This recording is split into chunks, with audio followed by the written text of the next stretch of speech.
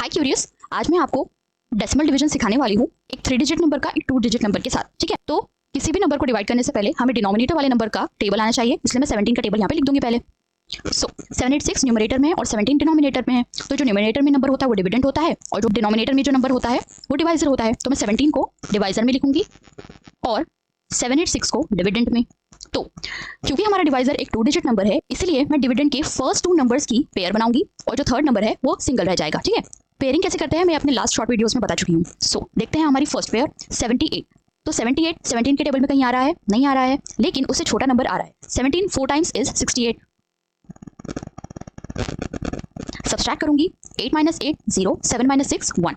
6 को नीचे लेंगे, 106। क्या 17 के टेबल में 106 आ रहा है? नहीं आ रहा है, लेकिन 102 उससे छोटा नंबर आ रहा है। 17 6 टाइम्स इज 102। सब्सट्रैक्ट करूंगी, 6 - 2 इज 4, 0 - 0 इज 0, 1 - 1 इज 0। नाउ अब मेरे पास डिविडेंड में कोई और नंबर नहीं बचा है जिसको मैं नीचे ला सकूं। ठीक है, और 4 ऐसा नंबर है ना जो 17 के टेबल में नहीं आता है, क्योंकि 4 17 से छोटा है। तो अगर रिमाइंडर में कोई नंबर आ रहा हो, अगर यहाँ पे 0 आता इज इक्वल टू 0, यहाँ पे 0 आता, पूरा का पूरा कोई नंबर ना होता, तो यहाँ पे प्रोसेस ऑफ डिवीजन एंड हो जाती। लेकिन यहाँ पे मुझे 4 मिल गया है और 4 ऐसा नंबर है जो 17 से छोटा है, यानी कि डिवाइजर से छोटा है, क्योंकि इसलिए वो उसके टेबल में आएगा भी नहीं।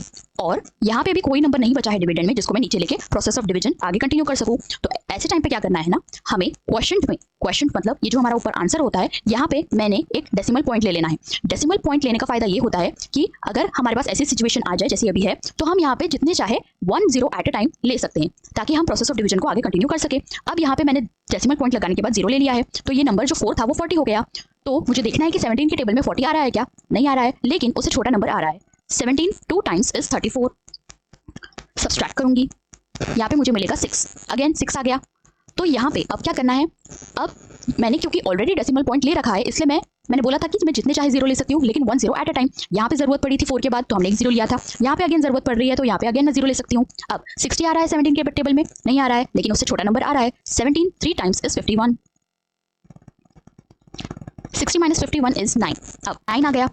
अब डेसिमल पॉइंट ऑलरेडी क्वेश्चन में, इसलिए अगेन 0 ले सकते हैं। 90 आता है क्या? नहीं आता है, लेकिन उससे छोटा नंबर आता है। 17 5 टाइम्स इज 85। डिवाइड करेंगे, सब्सट्रैक्ट करेंगे तो मिलेगा 0 5। अब यहाँ पे ना अगेन 5 मिल गया। अगेन क्योंकि डेसिमल पॉइंट है मेरे पास क्वेश्चन में, इसलिए मैं अगेन 5 के बाद भी 0 ले सकती हूँ। लेकिन ये प्रोसेस ऑफ डिवीजन खत्म नहीं हो रही है, आगे बढ़ती ही जा रही है। अब हमारे पास एग्जामिनेशन में जब हम सॉल्व करते हैं तो इतना टाइम होता है क्या कि हम आखिरी नंबर 0 आने तक, मतलब रिमाइंडर में हमें 0 मिलने तक, प्रोसेस ऑफ डिवीजन खत्म होने तक सॉल्व करते रहे? नहीं होता है। तो हम क्या कर सकते हैं ना, जब तक हमारा डेसिमल पॉइंट के बाद 2 नंबर तक अगर हमने सॉल्व कर दिया है, ये डेसिमल पॉइंट 4 6 के बाद डेसिमल पॉइंट और 2 3, ठीक है, ये 2 नंबर हुए, तो 2 नंबर तक ही सॉल्व करना है। इतना सॉल्व कर लिया तो सफिशिएंट होता है। ठीक है, आगे हमें रिमाइंडर में 0 आने तक सॉल्व नहीं भी किया तो चलता है। तो हमारा आंसर हुआ 46.23। Easy PG.